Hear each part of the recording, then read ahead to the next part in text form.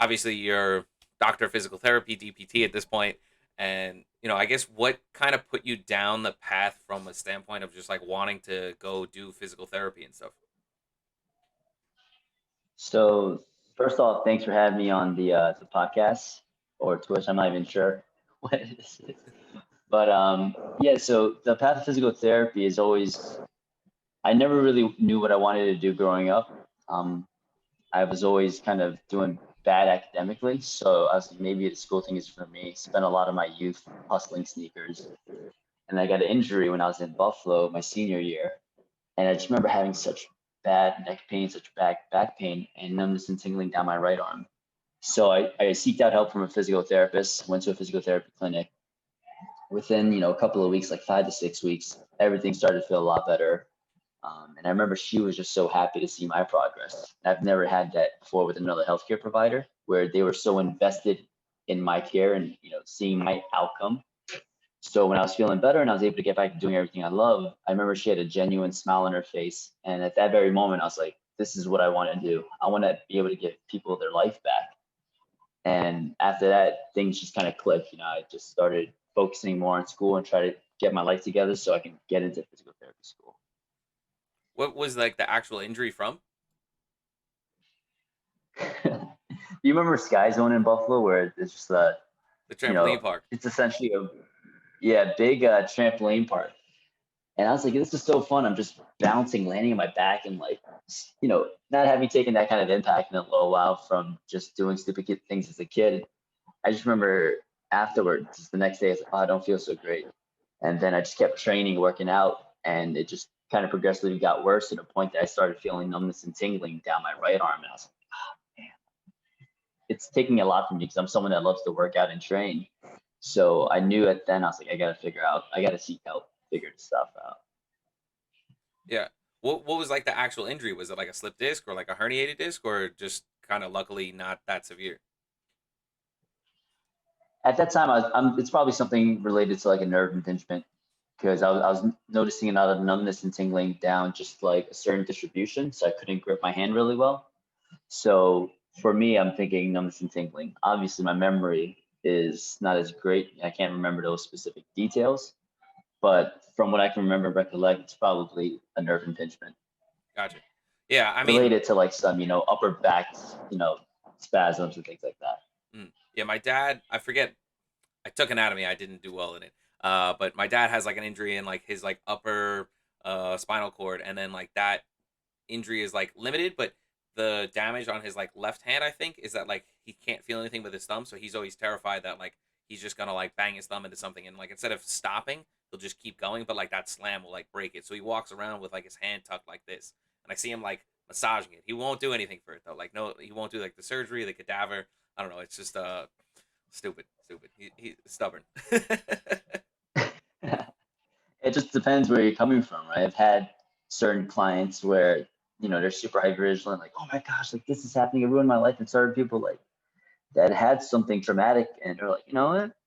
I'd like to be able to get back to this, but if I don't, it's all right. So you get two different sides of the coins. Yeah.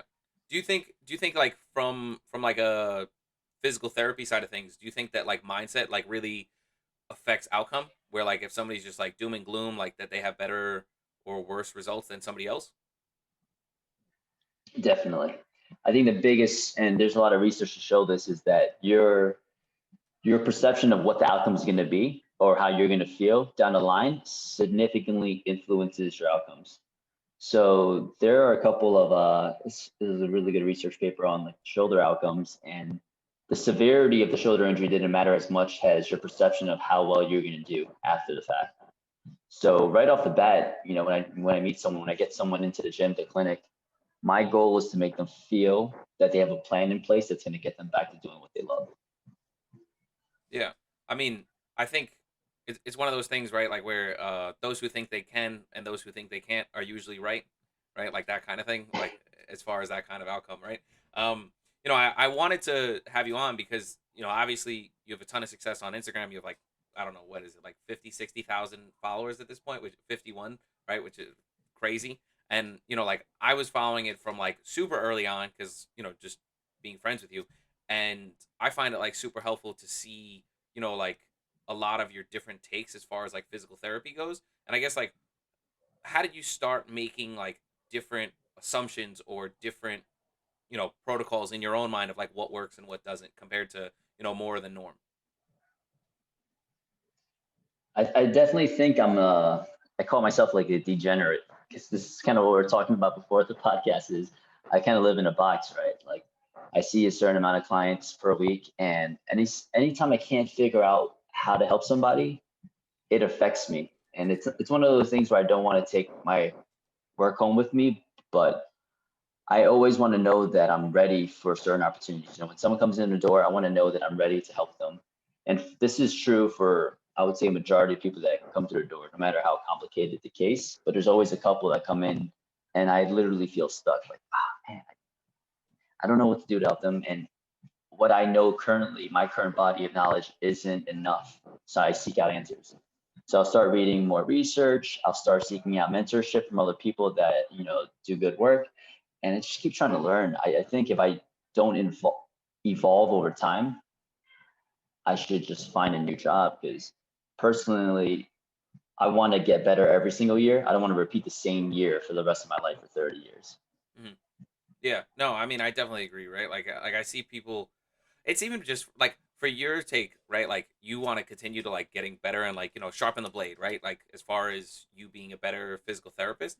But then like for me, I'm just like it's fucking boring. Like I don't want to go to work every day and do the same like the same shit day in and day out and like never like maybe there's a better way to do it. Maybe whatever. And I don't know. Yeah, I'm happy to hear it, and I mean I think it really shows because clearly people are following you. Clearly people are you know vibing with what you're putting out into the world.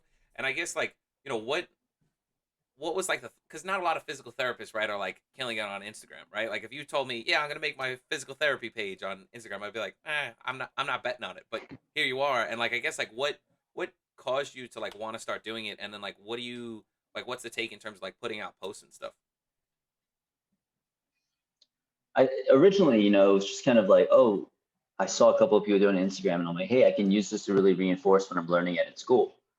And then as I started to use, Instagram for physical therapy content, I met other physical therapists and I started seeing other philosophies of treatment that were not completely against the rationale that we learned in school, but it kind of went against what I was learning in school. And it's, as you start seeing these things come up more and more, I'm like, wow, like maybe what I'm learning in school isn't the right thing. It's very old way of thinking and not up to date with the evidence. So I've started using Instagram more so as a networking tool. Obviously I still post content. I still try to post things that I'm learning, but I'm using it to get engaged in the community because to me that's the most important thing. You can know all this information, but no one really cares if you're not, if you're not putting yourself out there, if you're not meeting people in the community, if you're not networking. Because if you're just preaching to yourself or just random people on the internet, then that doesn't have any impact.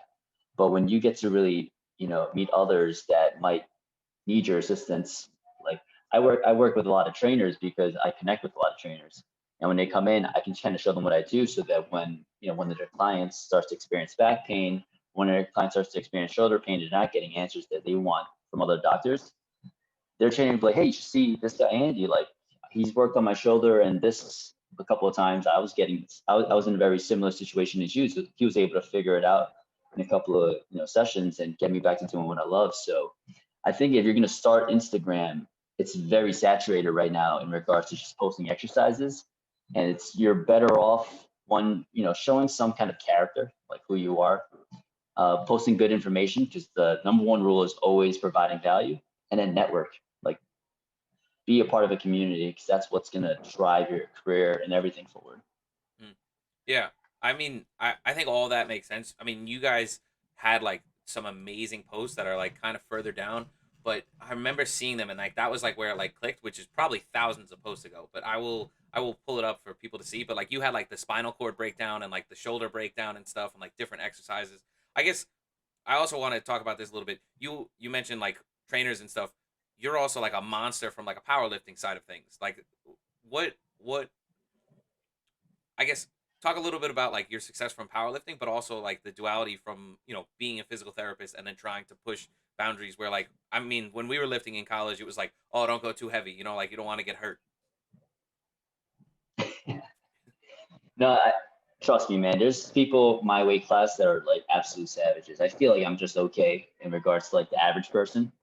But success in powerlifting is kind of came from just sticking to a program. I hired a coach, and he programmed things for me that I personally didn't think I could do. And I think you need that in life. You need someone that pushes you out of your comfort zone. So when I finally had a coach, where I was like, man, like, coach, are you sure about this? Like, you guys at the program's like, yeah, like we're preparing for this. So I kind of took that and I applied to like my clinical thought process is, someone's coming to me because they're experiencing pain, but not just pain itself, but pain that inhibits them from doing something they love. I've got to have some sort of plan in place that slowly gets them back to that. And then even creating a buffer for that so that they're not always at their threshold. So I think of me personally, I think movement is key. We're pretty much built on this earth to reproduce, keep moving, and those are the two main things. So if I can help you with one, then you can live longer. Once you stop moving, things go by so quick. Like if you're in a hospital and you're bedbound for a week, you're really losing so much strength. You're bedbound for 2 weeks, like it's even worse. So for me, the quicker I can get you back to doing the things that you love, the better. Have you thought about trying to help people reproduce for the second half? um, let me. So I just want to show. I just want to show like some of your actual like breakdowns and stuff, right? So you have the how I coach the press and why I don't prescribe banded shoulder, IR, ER, right? And so like you just have like really great breakdowns, and then like a lot of like information behind like the actual piece. And I mean, I just want so that way people who are maybe debating lifting more or like at home workouts, like obviously COVID is just like such a crazy time from a standpoint of lifting and exercise. And I mean, I think from watching your videos throughout COVID, it's really like this proof that like, you could do it with like a milk jug at home, right? Like, I mean, you obviously do like a lot of kettlebell work and stuff, but like you could realistically like start out with like a half filled milk jug and like work your way up. Yeah, I've really had people with a book and a beach towel. Like you just got to get really creative, MacGyver things. Like I've had people push against a wall to get the stimulus that I want, the intent. If something's unmovable, then you can exert as much force as you want into it. Then I've just changed the vector to slowly get to what was symptomatic when we first started. So I can just gradually expose you to the stressors that you weren't capable of adapting to. But if I do it in a nice, controlled manner, then the body's very predictable, right? If you curl 20 pounds every week, it's going to get easier. Likewise, when I'm rehabbing you, if you're doing this, if it's on the same continuum of what I want you to do, I just have to progress that continuum over time. So it's never, to me, when people say exercise is medicine, it's got to be dosed like medicine. So, one Tylenol, it might get the trick done, but two Tylenols might be, just the right amount. But you start taking 8 Tylenols, now you're like messed up. So that's the same idea is if you do one set of back squats, you might get the job done. 2 sets, we're getting there. 3 sets, feels good. Now we're being challenged. But if someone just out of nowhere does 8 sets of back squats and they weren't ready for that exposure, then I can't tell you that back squats were bad. The dose was bad. So that's my line of thinking is I don't think anything is off the table in the long run. I just have to figure out what the dose is so I can slowly get you to that point that you can tolerate it. Mm.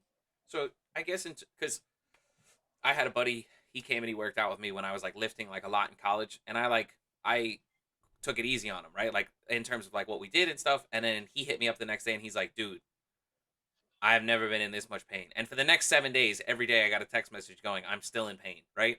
And I realized, like later on that like it was not his fault, it was my fault, right? Like where like I just overdosed, right? Him on exercise, right? And I guess like for somebody who's like just starting out, like how do you decide like what is an acceptable level of like exertion for like a true beginner, right? Like you see somebody on YouTube and they're like, yeah, do 10, 20 push-ups. Somebody, maybe can't do 10, 20 push-ups or, would get super sore from 10, 20 push-ups. So like how do you, I guess, like start somebody out in terms of maybe like self-assessing and then like working out a program from there? Yeah, it's hard to say to give specifics, but I can give you kind of like a framework of like my decision making. But right off the bat, like if someone's like a beginner, I'll set the expectations like, hey, like we're gonna do a couple of exercises and you're gonna feel sore tomorrow, but it's okay. Like, you know, that doesn't mean that anything bad necessarily happened. It just means that you're doing something novel and your body's like, whoa, whoa, whoa, we've been sitting on the couch for 2 months and now we're training. Of course I'm gonna be a little bit sore. But I always view things like this. If it feels okay within the session, the training session, the rehab session, that usually means that that specific movement's okay. But if it's 48 hours within that kind of time frame after that last session and you're kind of sore, that's when I'm starting to think, okay, the intensity and the volumes might have to get it adjusted, the sets and the reps and the weight.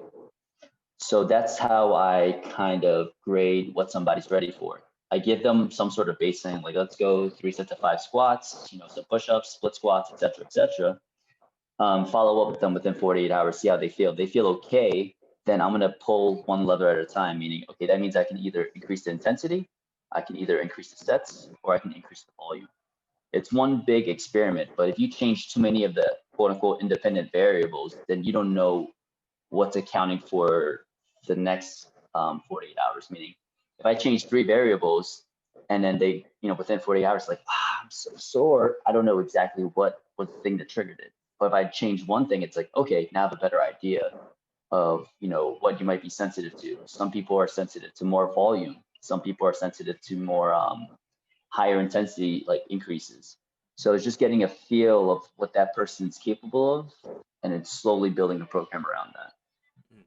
Yeah, I mean, I think that's like great. Do you have anything that I for somebody who wanted to start from like square one, right? Like not into fitness, not into any kind of sports or anything like that, and COVID was this time frame where like, all right, I'm gonna whatever change something, or even just spring, summer, right? Spring break is here already. Summer's around the corner. Like where would you have somebody start, right? Like, are there any like resources that you really like, or things on your page, or anything similar that like are good starting blocks? Yeah, I think it depends on the person's goals. I always say it depends because there's so much context that goes behind, like, I want to start something. For like the grandma that doesn't have any baseline level of fitness, I might start them with just, hey, you're gonna walk.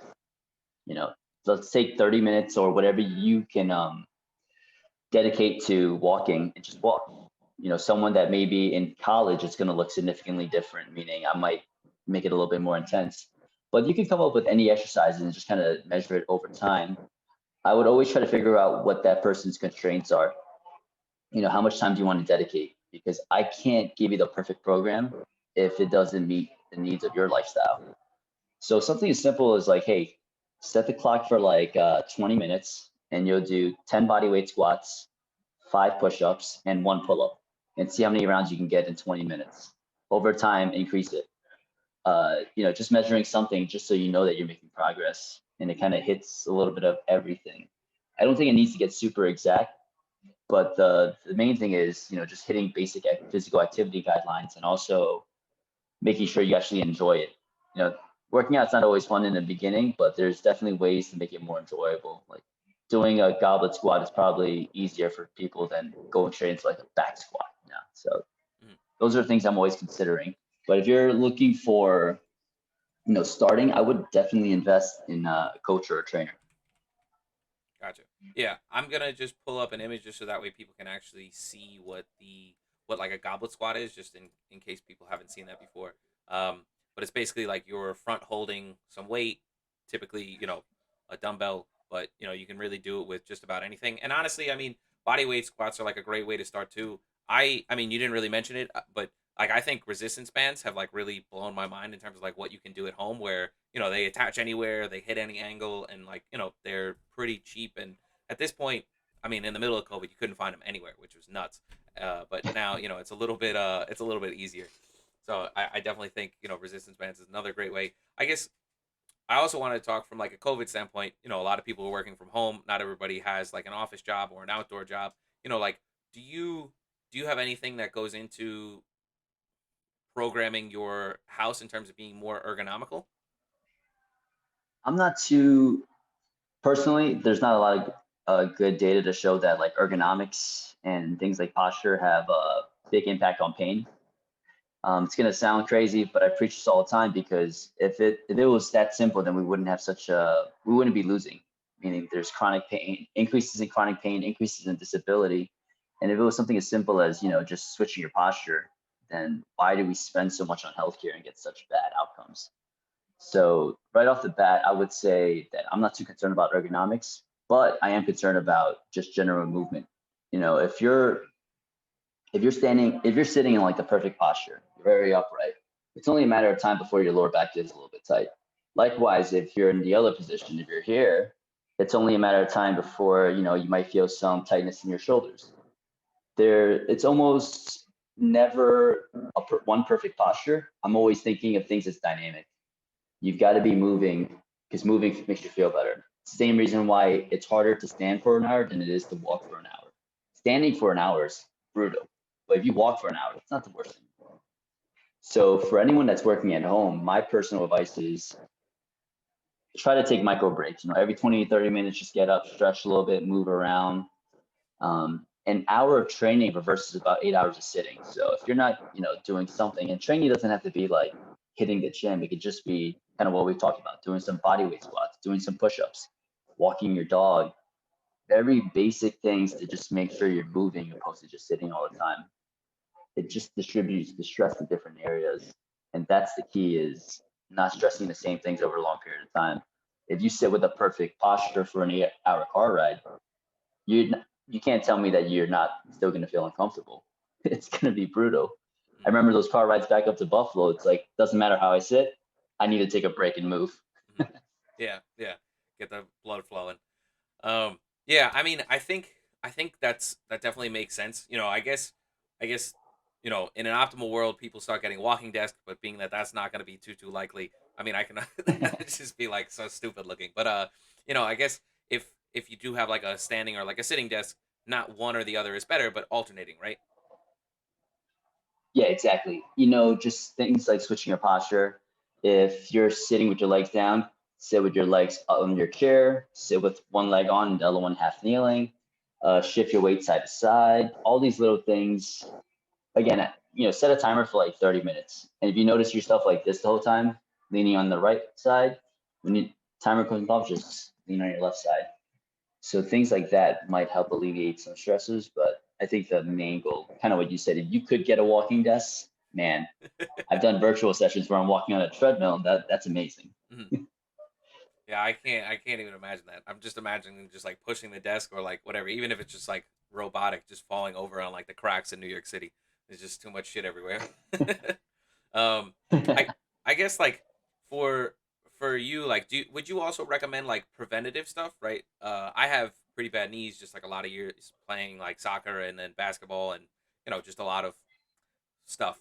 And there's a guy on Instagram that is also pretty big, knees over toes guy, and like his whole philosophy is Yeah. just like squatting low and like over your knees. But then he has like a whole like knee rehab program. My dad, when I was a kid, was always just like, you don't have weak knees, or you don't have bad knees, you just have weak knees. And from doing like the exercises that guy shows on his Instagram, my knees feel much better. Like hiking downhill doesn't hurt as much. I can go play ball and like not have to take a bath afterwards. I still sometimes do just because it's just being old at this point. But it's one of those things, right? Like, would you recommend like preventative things on top, like in terms of like sitting or just general health? Oh, for sure. And I think it's just one of those things where you get better at the things that you do. So obviously, if you keep moving, you'll get better at moving. But we spend so much time, like let's say if you don't play sports in college and then you go, you graduate and you find like a finance job where you're sitting at the desk working 50 to 60 hours a week. All those years, doing crazy things when you're a kid, like practicing parkour, jumping over fences, all that stuff, we lose the ability to tolerate those stresses. So then when we go back to like playing basketball where we jump a couple of times, all of a sudden we've got bad knees, but we never take into consideration that we weren't prepared anymore. We're losing preparation. It's like having, 10 off seasons in a row and then you play the game and it's like, oh, no, I got bad knees. Like, no, you just haven't done anything in a while. So the biggest thing for me is always going to be preparation in regards to, strength training. What you're training in a gym should prepare you for what happens outside of, the gym, what happens in life. So, kind of to your point, like knees over toes, I don't know that guy. I know of him. I've never done any of his programs, but I do believe in some of the philosophy. You should be able to let your knees come to your toes because you should be able to tolerate that. That's something that happens all the time when you're changing directions, when you're sprinting, when you're coming downhill. So if you don't train your ability to tolerate those stressors, then you're always going to feel overwhelmed when you're exposed to them. I never thought about that. That's actually why they hurt downhill. I thought it was just more of like the ergonomics of whatever. Like I have like the what is it, the patella tendon is like the lower knee into like your shin, right? Like that area. That's Yeah. yeah. So I get like patella tendonitis when I like go hiking, and then it has like a lot of downhill. And I didn't realize that it's actually, you're correct. That, I mean, obviously you're correct, but I didn't realize that it's, from a standpoint of like having your knee over your toe, and that's where like the pain is coming from. So yeah, I mean that totally makes sense. I guess for like, like the big areas that people have injuries, right, are like neck, shoulders, back, knees, and I don't know, probably like ankles, hips, right? Like I guess would you say that if you're just doing prehab stuff like that, that would count as like workouts? And like, do you have anything that would like, do you have any recommendations in terms of like what to do as like a general program of just say you're not really caring that much about physical fitness overall, but you just want to say I don't want to get hurt?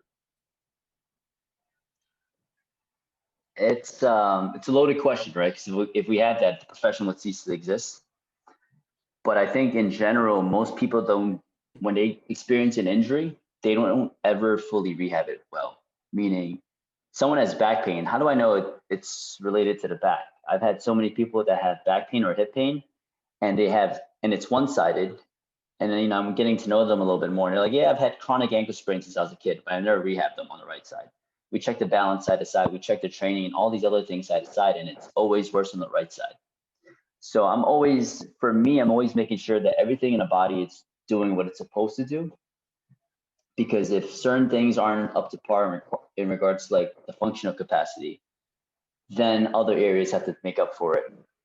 So and here's like some fun things I always talk about is every single time your foot hits the ground, there's a ground reaction force.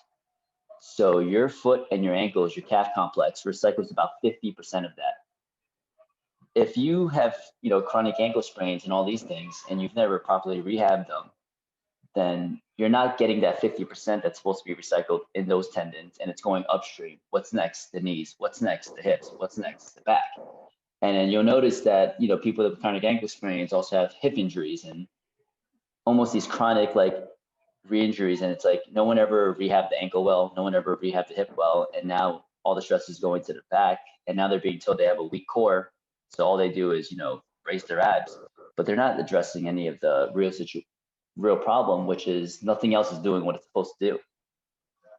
So when it comes to like prehab exercises and stuff like that, it's hard to say. I just think in general, you should always be doing the basics, which is squat, hinge, push, pull, carry, lunge. Also jump, throw, and sprint. That's like a review sheet for life, meaning in life, those 9 movements are always done. So if you always train those 9 movements, you're going to be pretty solid, meaning if you're 70 something years old and you can still jump and sprint, like I'm not worried that you're gonna have a fall, going to the bathroom. Yeah. If you have knee pain, but or if you're someone that has like knee pain with certain things, I need to make sure that you're able to squat, you're able to lunge, you're able to sprint, you're able to jump, because I know you're gonna get that in life. So in regards to like prehab, me personally, prehab is strength training. It's increasing the adaptability of the organism so that whenever it's exposed to a particular stress, it's well below the threshold of what it's capable of doing. That's awesome. Yeah, I like, it's things that I'm going through with myself where like I'm just at this point in life where like, I don't have time to be injured. You know what I mean? Like people like are asking me to do like crazy things now and again, and like I have a buddy who wants to go like helicopter skiing, and I'm like, dude, like I just don't want to get hurt. Like it sounds cool, and like, when I was like 18 to like 25, I'm like, yeah, like I'm down to get nutty and like go do these things, but like now I'm just like obviously you don't want to die too, right? But like I just don't want to get hurt. Like I just don't want to be. I don't have time to be laid up for a month or two. I guess like for you personally, like I see you doing these things, right? Like I saw you in like the car park center, like doing like the ball throws and stuff.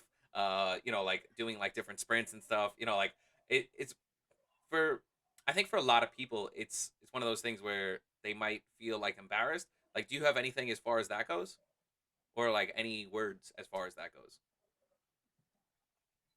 Yeah, I mean, I definitely get looks all the time, but you know, I look at things a lot differently now in life. Like, if someone like, let's say, like I feel jealous of a particular person, or if I get like upset at a particular person, I'm always looking like introspectively, like what's happening with me at that time. And usually, when I have like negative thoughts or feelings about someone else, I'm usually going through something myself. So like, don't be don't be so afraid of what other people think.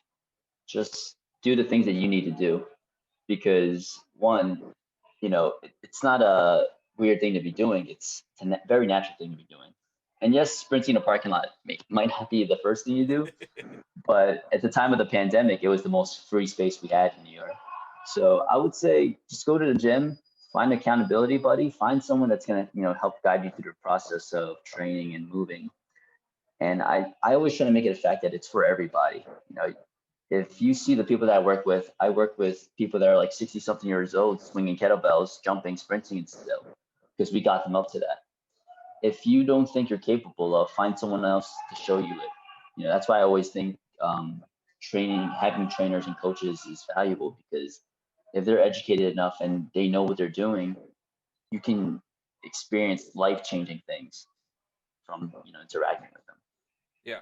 And so I guess obviously it's going to be in the links and stuff, but for you guys, it's Reload PT, but then you guys also started doing like an at-home training program. What's the name of that? And like you want to talk a little bit about that? Yeah, so our at-home training program actually solves this exact problem. We call it Athletic Adults. And I'm a big Nike fan, so I read Shoe Dog by Phil Knight, and I was the Bill Bowerman quote, if you have a body, then you're an athlete. I really resonate with that, because I think no matter what you're doing, you're moving like an athlete. You're training the same movements as an athlete, just on the other side of the continuum. You might not be as fit, but you're still doing the same things. When an athlete plants their foot and decelerates themselves to change directions, that's a lunge. They might be doing it at a higher speed, but an older person might just be doing a lunge. But that doesn't mean that you're not going to get to that point. So our program is kind of bridging that gap of, hey, let's just get you prepared for life. Life just doesn't always look like a machine at the gym. Life looks like movement. Life looks like squat, hinge, push, pull, carry, lunge, sprint, jump, and throw. So we try to embed everything into those programs so that people are prepared to do everything. We've had people come in with different, surgeries, previous injuries, all kinds of sports from like tennis, hiking, everything. And we just get them back to doing what they love, just through training. And these are people, that had no idea what to do without any equipment. So they started off in our foundations course, which is strictly bodyweight and bands. And then we have two kettlebell courses where you just have to get some bells and we put you through some amazing workouts. But it's just getting people doing what human beings should be able to do. Yeah. No, I mean, it it was a debate for me and then just time, but then I missed the signups for the first batch and then yeah, we'll have to see going into the summer cuz I got to find some kind of motivation. Um it's we'll talk a little bit. I have some issues going on too, but yeah, I guess for you, right? Like it's not just, what workouts you're doing and everybody being an athlete is like a huge aspect, but I guess I think that people look at fitness lifestyle and they're just like it's too rigid, it's too structured, and like they just don't want to put in like the time and the effort, right? Like but they don't have the time and the effort to like really put into it. So like how do you lower the threshold or like help with like that accountability? You mentioned like accountability partners, like what else kind of gets people into gear, do you find? The biggest thing for me is like just understanding like how difficult it is to build a habit, right? I'm not that judgmental when like someone really struggles to pick up this training fitness thing, because I know how hard it is to change a habit. So finding easy barriers to just start the habit is key. So I'm not sure if you're familiar with Atomic Habits by James Clear. It's a book about like developing habits. But I found one section particularly interesting, and it was talking about how to get someone to go to the gym. For someone that wants to start training at the gym, maybe instead of actually going to the gym, the first thing they do is they wake up every morning, just put on gym clothes. Then, after a couple of weeks of that, they put on the gym clothes and then they walk to the gym and then walk back home. After a couple of weeks of that, maybe they walk to the gym with their gym clothes and they do a couple of push-ups and then walk back home. And after a little bit, they're thinking, okay, I'm walking to the gym now. It's so ridiculous to go to the gym and not actually do a longer workout. And they start doing a longer workout. So it's giving people bite-sized pieces that they can do and it's slowly building it up, because if I wake up every single morning and I put on gym clothes, it's going to feel ridiculous to sit in my living room in gym clothes. So immediately you're going to start transitioning somewhere else. But what most people try to do is optimize a habit that isn't built yet. You have to build the habits before you can optimize the habits. So before someone can even start to train at the gym 3 or 4 times a week, sometimes 5 times a week, 60 minutes, they just got to be able to put on gym clothes. After that, they just got to be able to walk to the gym. So slowly building these habits and ingraining into their routine is what's going to set you up for your long-term success, opposed to, hey, I got the perfect program for you. 15 minutes at, 15 minutes this, 4 or 5 times a week. And it's like, I can't even put on gym clothes. So figuring out what the barrier to entry is and slowly working with someone to kind of break down more and more barriers so that they can be successful. Yeah, no, that's awesome. It's definitely not something. I mean, I think that there's a ton of books and like a ton of like humans are we're unique and all this kind of stuff, but like we just have this